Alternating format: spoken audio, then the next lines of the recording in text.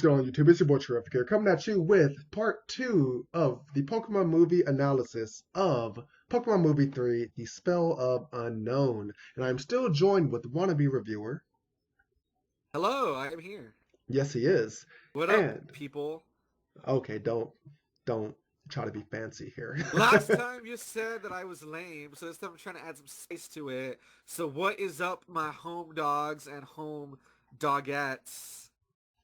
Okay, yeah, if you want to just leave the video now. I don't blame you. But, but when we left off, we were talking about the movie, the movie, and it seems like it's holding up pretty far. You know, the characters are nice, the pacing is great, and as we left off, Entei forced Ash and Pikachu off of the cliff.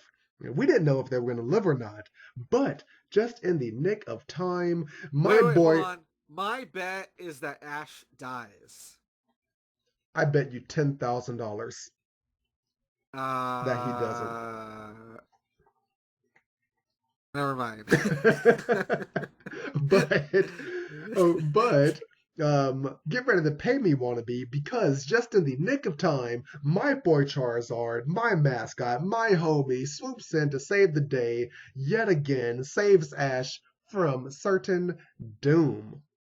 And he rescues Ash, picks him up, puts him back. He looks at Entei, sizes him up. He's like, you know what? I can take this guy. So he charges at Entei and gets, he kind of gets knocked back. But when he gets knocked back, he, almost knocks Ash off. And then it takes, Pikachu, Misty, Brock, and Team Rocket. They came out of nowhere. But they all save Ash from falling again off of this the high place or whatever. And Team Rocket, I'm just gonna throw this in because I thought it was funny.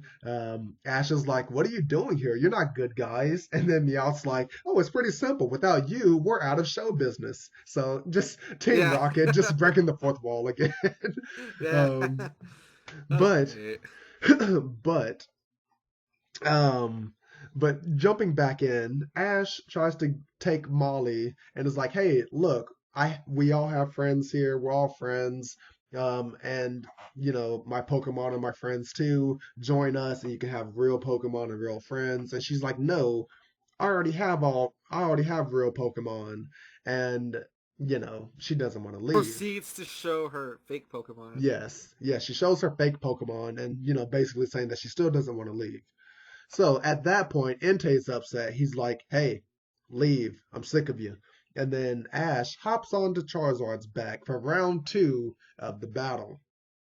And then, during round two, it's pretty back and forth. Entei and Charizard are, unleashing their firepower. Entei is almost knocked into a ravine. And then Molly's like, "No." And then a little spike protrudes out, saves Entei. And then now Entei can make spikes appear on his own, and now he's able to combat Charizard's aerial attacks. And at that point, Ash tries to plead with Entei about what he's doing isn't right, and the Entei's like, "I don't care if it's right or wrong. I'm gonna do what Molly wishes." So it's, I don't know, kind of sad situation because Entei's just here, he's just doing what Molly wants.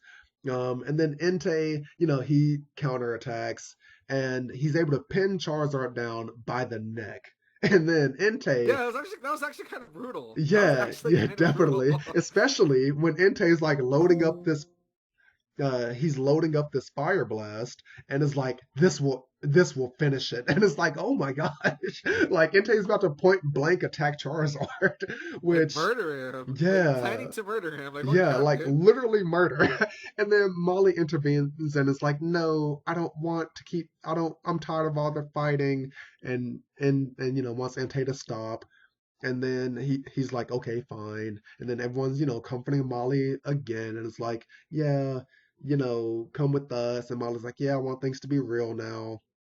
And then the crystals seem as if they're starting to recede back because this is what Molly wants. She no longer wants to live in her own imaginary world. But that was just a fake out because then the crystals startlingly, suddenly start appearing and they're going out of control. And then everyone, is trying to escape. They don't know what to do. Professor Oak is like, hey, the unknown can no longer control their psychic power. And as they're losing control, the crystals are spreading more rapidly now. And now Professor Oak even has to leave because it spread so far that even in the Pokemon Center he's in, it's being affected. Yeah, But like now is where it's becoming a problem. Before it was yeah, just like on the estate hmm of where Molly lives. yeah, Now it's like spreading everywhere, and it's implied it's gonna keep spreading. So it's like, oh, now yeah. it's a big problem, you know. Yes. But now the good news is Entei is on the hero side and he's going to help them escape. So, with the help of Entei and all the Pokemon, they find where the cluster of unknown are and they try to stop them, but there's a barrier that's stopping them from doing so. But Entei is able to break through the barrier and he's about to unleash the final blow onto the unknown, but he doesn't know if he can do it. And he's like, Molly, if you believe in me, anything is possible. And Molly's like, I believe in you, Entei. And then Entei does it. All right. But since Entei was an illusion created by the unknown, with them defeated, he starts to fade away. But Entei's like, don't worry, I'll always be like in your heart or in your dreams or something like that. So Entei fades away, the unknown poof away. But as they poof back to their temple and like go back to their own dimension, I guess, they just like spit out Molly's dad. Like, That part was weird, actually. yeah, I'm like, where was he this whole time? yeah. Why did they take him in the first place? That was weird, Yeah, right? yeah, definitely weird. Like that's probably the weirdest part in the movie, and the part in the movie that kind of makes, yeah, like that's just the part of the movie that makes the least amount of sense in my opinion. So, so yeah, they just like spit them out. Do the sound again, wannabe. What does it? So, yeah, so yeah, and then the movie fades to black, and then but we get one more fourth wall break, from Team Rocket, and Well, I not will. yet. I mean, we see everybody happy that the Oh well, crystals are yeah. gone, and we see everybody celebrating, and we see Molly's like thinking that she wants to go back to the real world. And at this point, I don't think she knows if her dad's alive or not, Yeah, but no, she's no, at she least willing doesn't. to talk to people and stuff. And Yeah, we see Lisa again, which is the most important part. That's why I didn't yeah. want you to skip it. Oh my gosh, I feel like Wannabe found his perfect waifu over here. But, but there is good news though. If you thought that the movie had loose ends that still need to be tied up, don't worry because in the end credits they show all of it. Like Molly's dad returns, everyone's fine. Molly even has her own Teddy Ursa now, which Teddy Ursa is probably one of the cutest Pokemon from Gen 2. And then I will say this, Molly's mom also just like randomly appears in the credits, and I feel like they would have expanded Which I on guess that they more. found her. Yeah, I mean, I Yeah, guess they found her because if you look up the wiki, it just says she was missing. yeah, Don't really know and where she went, but yeah, and I was I gonna guess bring she was that missing up. somewhere. Yeah, and I was gonna bring that up where like I guess like in the Japanese dub, I guess it kind of alludes to where she is. Like I thought that she was dead, but I guess in the Japanese dub she was just like hospitalized. So Oh, I don't know why she weird. was in the hospital. Apparently, I don't know. The movie didn't think it was important to talk about, but I'll say that that was probably like one of the things that the movie could have done better. Whereas if Molly's mom wasn't dead, then they should have probably, told us where the heck she was, you know? Yeah, but at least she shows up in the credits. At least like her family, Molly's family is back. They're Yeah, happy, and she has her own Pokemon now, so that's nice, I guess. yeah, but I guess that leads back into the other thing with like Molly's dad and like what his wishes were because it's kind of implied that he wants to use the unknown to like create the dream, make his dreams reality and like bring his wife back. But if she was like just in the hospital somewhere, like, bro, why'd you have to do all this?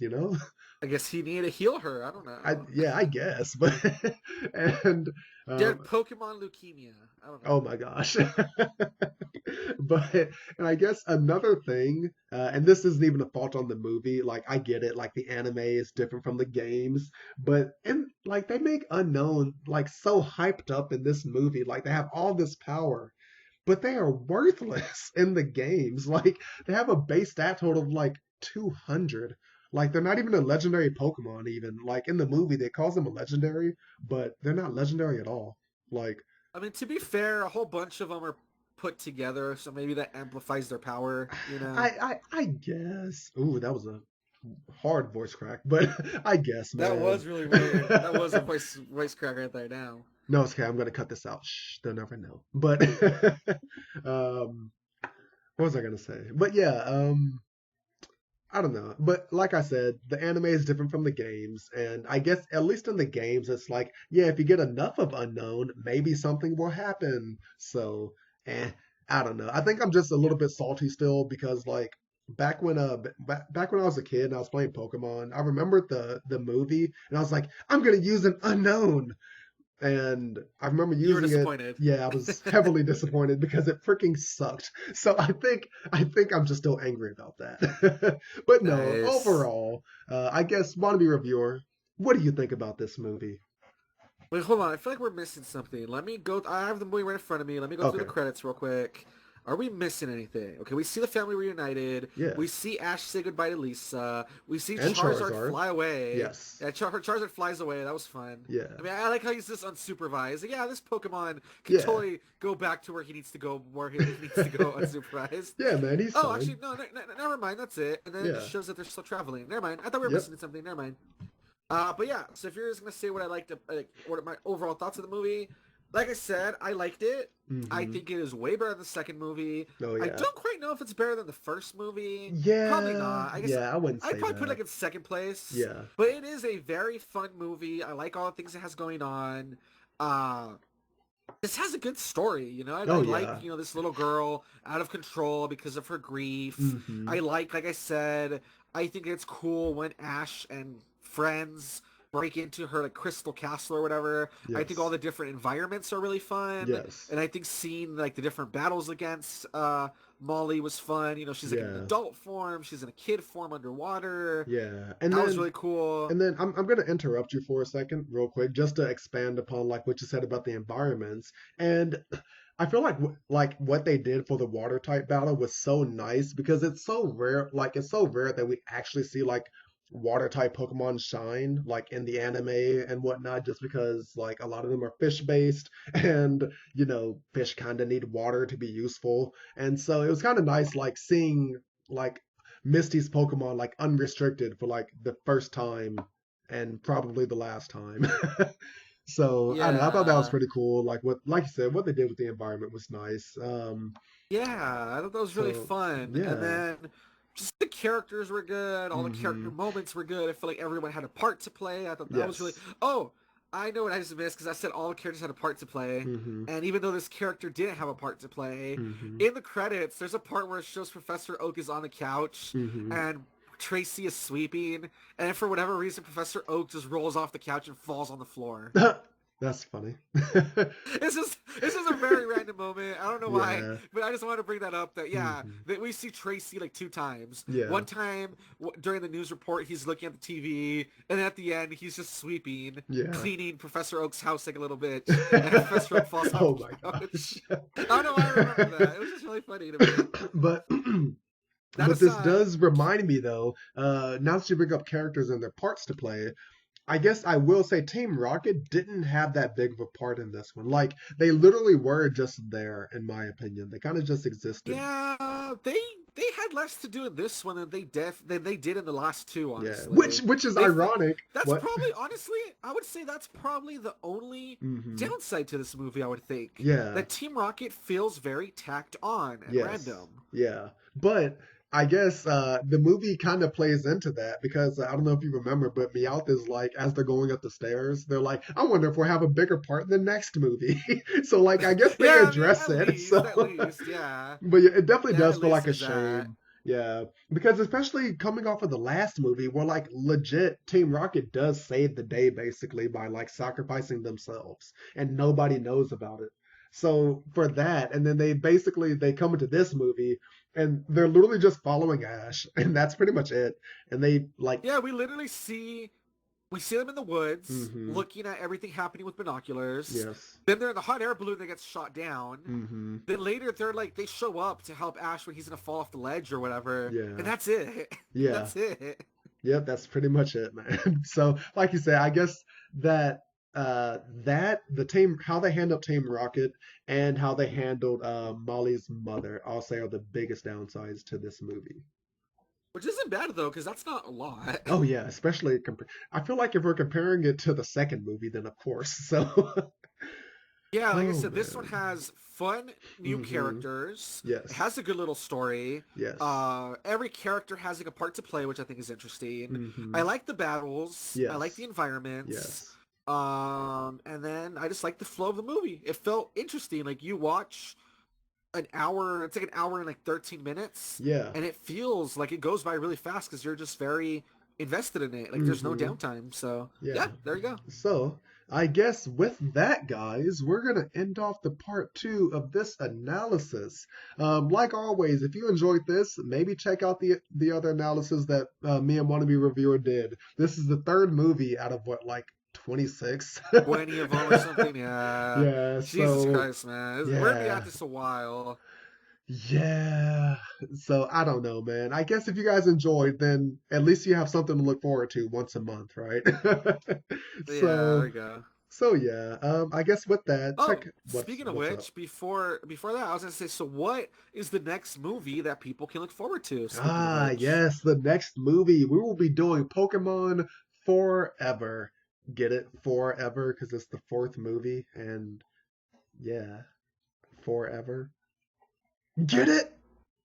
yeah, I get it. Okay, good. But yeah, that movie is all about Celebi. And I guess this movie also marks the time where Game Freak, well, I guess Nintendo, I don't know who really runs the movies, but the first time where like the movies start like being made to address like the quote unquote mythical Pokemon.